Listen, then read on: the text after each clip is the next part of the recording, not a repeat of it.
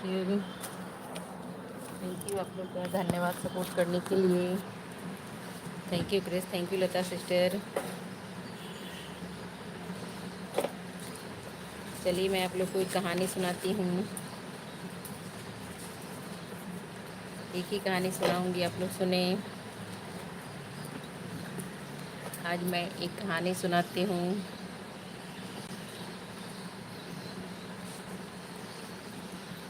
Thank you Lata sister, thank you. मैं आप लोग को बृहस्पतिवार का व्रत कथा की एक कहानी सुनाती हूँ आज।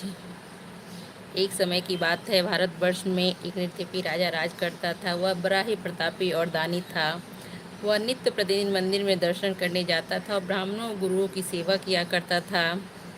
उसके दरवाजे से कोई निराश होकर नहीं लौटते थे। वो प्रत्येक गुरुवार को व्रत रखता एवं पूजन करता था। हर दिन गरीबों की सहायता किया करता था, परंतु ये सब बातें उसकी रानी को अच्छी नहीं लगती थी। ना तो व्रत करती थी, ना किसी को एक दमड़ी दान तक देती थी तथा राजा से ऐसा करने को मना करती थी। एक समय की बात है, राजा शिकार खेलने वन को गए थे। घर पे रानी और दासी थी। उसी समय गुरु बृहस्पति देव एक साधु के रूप धारण कर आए। राजा के दरवाजे पे भिक्षा मांगे तथा भिक्षा मांगे तो रानी कहने लगी, हे साधु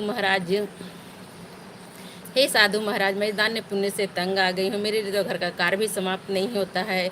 इससे कार्य के लिए मेरे पतिदेव भी बहुत हैं। आप इस प्रकार का कृपा करें, मेरा सब धन नष्ट हो जाए, मैं आराम से रह सकूं।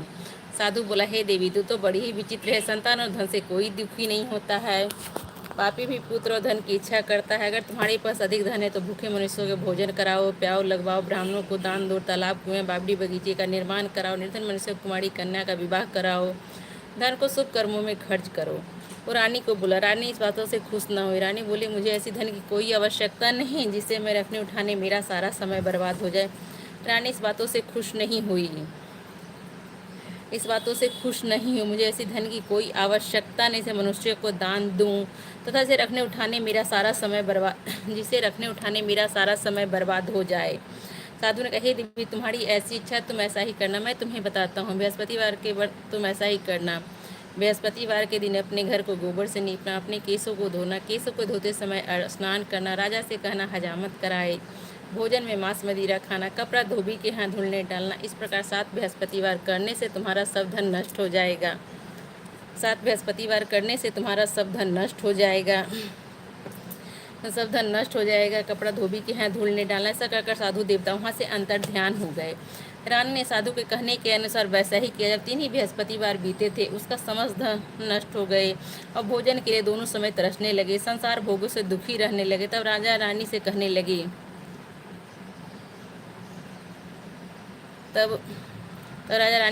लगे हे रानी, तुम यहीं रहो, मैं दूसरे देश को जाता हूँ, क्योंकि यहाँ पे मुझे सभी मनुष्य जानते, इसलिए कोई कार्य भी नहीं कर सकते हैं। देश जोड़ी परदेश बीत बराबर है। ऐसा कहकर वो परदेश चला गया। परदेश में जाकर दुखी रहने लगा। किसी दिन जंगल से जाकर लकड़ी बीन कर लाता और शहर में बेचता। अपने दुखी जीवन को बड़ी कठिनता के साथ व्यतीत करता और लकड़ी काट कर लाता, शहर में बेचता, अपने व्यतीत करता। रानी के घर दासी और रानी रखने किसी दिन भोजन मिलता, किसी दिन जल पीकर ही रह जाती। एक समय रानी और दासी को 7 रोज बिना भोजन के व्यतीत हो गया। तो रानी अपनी दासी से कहा, हे दासी, यहाँ पासी के नगर में मेरी बहन रहती है, वो बड़ा ही धनवान है, तू उससे पास जा, उसे 5 सेर बेझर मान लीजिए, कुछ समय के लिए गुजर हो जाएगा। कुछ समय के लिए गुजर हो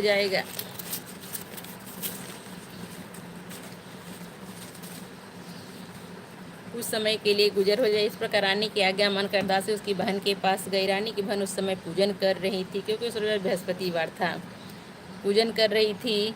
जब दासी की रानी की बहन को देखा तो उसे बोला, हे रानी, तुम्हारी बहन मुझे भेजा, मेरे लिए 5 सेर गेहूँ दे दे। इसी प्रकार दासी ने अनेक बार कहा, परंतु रानी ने कोई उत्तर नहीं दिया, क्योंकि बृहस्पतिवार की कथा सुन रही थी। इस प्रकार जब बांधी किसी प्रकार का उत्तर नहीं मिला और दुखी हुई और क्रोध लौट कर रानी के पास बोले, हे रानी, तुम्हारी बहन तो बहुत ही अभिमानी है, छोटे मनुष्य से बात भी नहीं करती। मैंने उसे कहा, परंतु वो कोई उत्तर नहीं दिया, मैं वापस चले आई।